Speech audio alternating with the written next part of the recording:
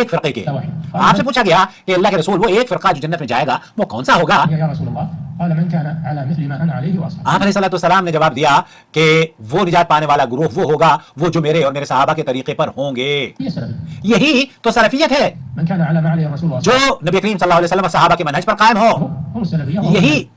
یہی نجات پانے والے گروہ ہیں, یہی جنت میں جانے والا فرقہ ہے. قوله الا واحده. جب آپ علیہ الصلوۃ والسلام نے فرمایا کہ ایک فرقہ, اس کا مطلب یہ ہے کہ وہ گروہ جہنم سے نجات پانے والا ہے. نجت آپ علیہ الصلوۃ والسلام نے فرمایا کہ وہ جہنم میں نہیں جائے گا. نجت من النار. هذا معنى قول العلماء. یہ اہل علم نے اس حدیث سے یہی بات سمجھی ہے.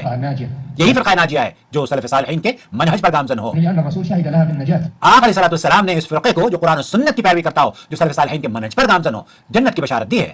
فقال كلها في النار الا واحده. آپ علیہ الصلوۃ والسلام نے فرمایا كلها في النار الا واحدة, سارے جہنمی ہیں سوائے ایک جنتی فرقے کے. من كان على ما عليه الرسول. من كان ما عليه الرسول. آپ علیہ الصلوۃ والسلام جس پر آپ اور آپ کے صحابہ ہوں.